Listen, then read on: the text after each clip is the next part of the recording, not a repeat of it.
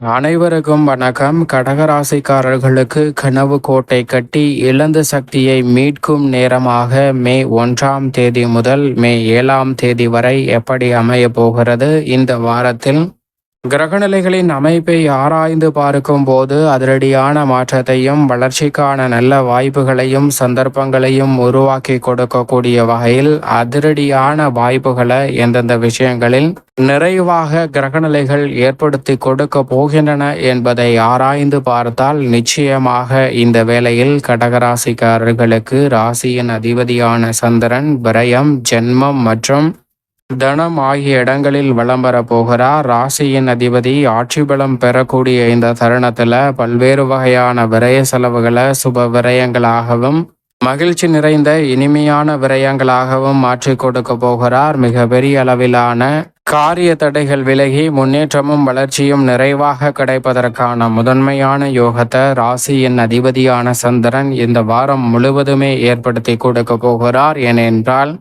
வாரத்தின் துவக்கத்தில் உச்சம் பெற்ற அமைப்பில் வலம் வருகிறார். அதற்கு பிறகு விரயம், ஜென்மம், தனம் என பல மாற்றங்களை சந்தித்தாலும் வளர்பிறை சந்திரனாக ஆட்சி பலம் பெறக்கூடிய ராசியின் அதிபதியின் அமைப்பு தொட்ட காரியம் அனைத்திலும் மிக சிறப்பான வளர்ச்சியையும் முன்னேற்றத்தையும் ஏற்படுத்தி கொடுக்கக்கூடிய அற்புதமான வாய்ப்பை கடகராசிக்காரர்களுக்கு உருவாக்கி கொடுக்கிறது.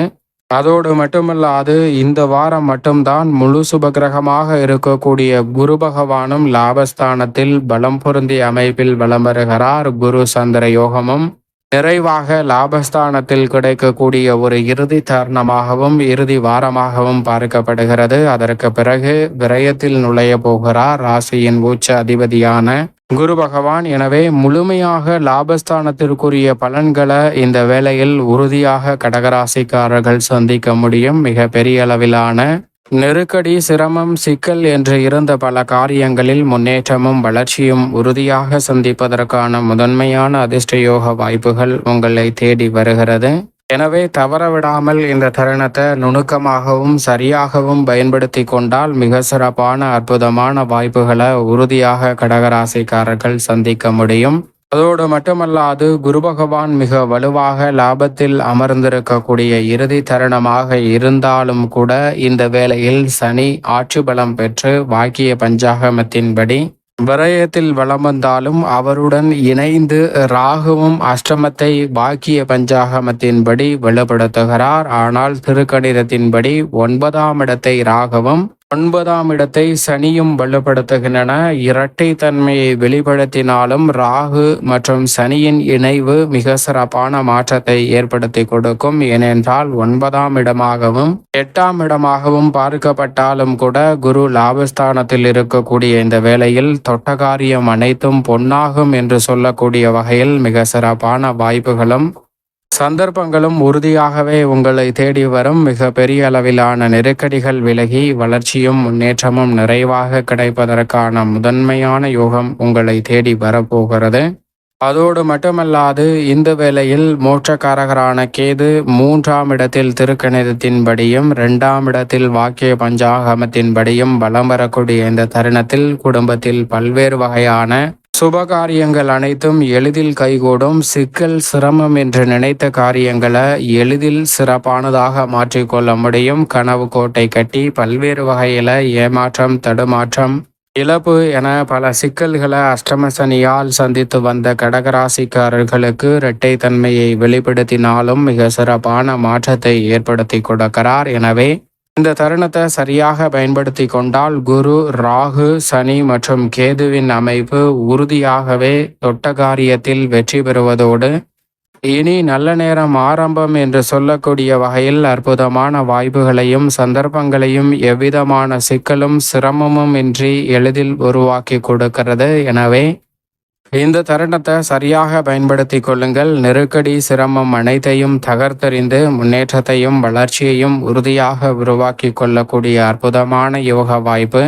உங்களை தேடி வரும் என்பதில் சந்தேகமே இல்லை. கடகராசிக்காரர்களுக்கு வலிமை வாய்ந்த கிரகநிலைகள் சாதகமான அமைப்பை ஏற்படுத்தி கொடுக்கக்கூடிய இந்த தருணத்தை தவற விட்டுவிடாமல் பயன்படுத்தி கொண்டால் நிச்சயமாக நல்ல நேரம் ஆரம்பம் என்று சொல்லக்கூடிய வகையில் அஷ்டம சனியின் இறுதியும் அஷ்டம சனி விலகி பாக்கிய சனியினுடைய பலனையும் சந்திப்பதற்கான யோக வாய்ப்புகள் கடகராசிக்காரர்களை தேடி நிச்சயமாக வரும். தசாபுத்திகள் இந்த தருணத்தில் வலுவாக இருந்து சுக்கிர தசையோ சுக்கிர புக்தியோ நடைபெற்றால் உச்சத்தை தொடக்கூடிய அளவிற்கு உங்களுடைய வருமான வாய்ப்புகளும் நல்ல சந்தர்ப்பங்களும் நிச்சயமாக கிடைக்கும். ஏனென்றால் தற்போது சுக்கிரனும் உச்சம் பெற்ற அமைப்பில் இந்த தருணத்தில் வலம் வருகிறார். மிக வலுவாக 9ஆம் இடமான பாக்கியஸ்தானத்தில் உச்சம் பெற்றிருக்கக்கூடிய சுக்கிரனின் அமைப்பால் மிக பெரிய அளவிலான நெருக்கடிகள் விலகும். கலைத்துறை, அரசியல் துறை, விளையாட்டுத்துறை என பல்வேறு வகையான துறைகளில் விருதுகளை பெறக்கூடிய அளவிற்கு உங்களுடைய செயல்பாடுகள் மிக சிறப்பானதாகவும் முன்னேற்றத்தை அள்ளி கொடுக்கக்கூடிய வகையிலும் உறுதியாகவே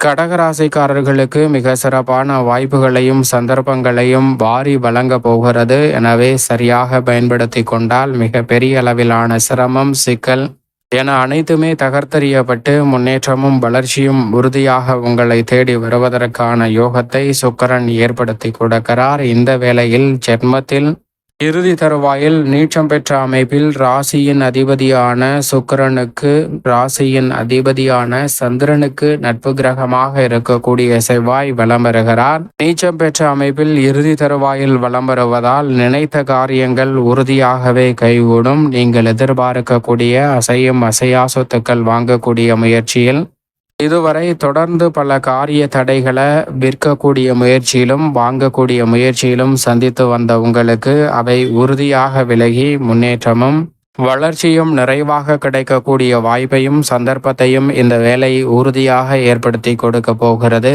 எனவே சரியாக பயன்படுத்தி கொள்ளுங்கள்.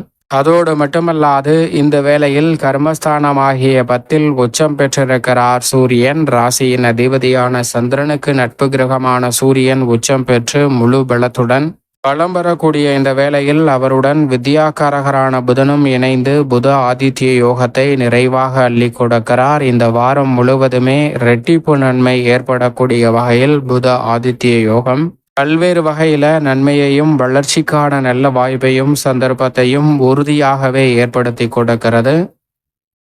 அதிலும் ஆளுமையும் அதிகாரமும் பெற்ற சூரியன் உச்சம் பெற்றிருப்பதால் பொறுப்புகள் உங்களை தேடி வரும். உடல்நல ஆரோக்கிய தொல்லைகள் விலகும். அலைச்சல் சிரமம் விலகி உச்சத்தை அடையக்கூடிய வகையில் பல புதிய வாய்ப்புகள் நிறைவாக உங்களை தேடி வரும். தனித்திறமையை வளர்த்து கொள்வதோடு கல்வி சார்ந்த பணிகளிலும் மிக சிறப்பான முன்னேற்றத்தை உறுதியாகவே கடகராசிக்காரர்கள் சந்திப்பதற்கான யோகம் உண்டு. மேலும் இந்த தருணத்தை சாதகமாகவும் நன்மை நிறைந்த ஒரு தருணமாகவும் மாற்றிக்கொள்ள வேண்டும் என்றால் நிச்சயமாக கடகராசிக்காரர்கள் வாரத்தில் சனிக்கிழமை விரதமிருந்து அருகாமையில் உள்ள வராகி அம்மன் ஆலயம் சென்று தீபம் ஏற்றி வழிபாடு செய்யுங்கள். தடைதாமதம் தகர்த்தெறியப்பட்டு தங்களுடைய வாழ்வில் இனிதான் நல்ல நேரம் ஆரம்பம் என்று சொல்லக்கூடிய வகையில் நல்ல வாய்ப்புகள் கடகராசிக்காரர்களை தேடி நிச்சயமாக வரும்.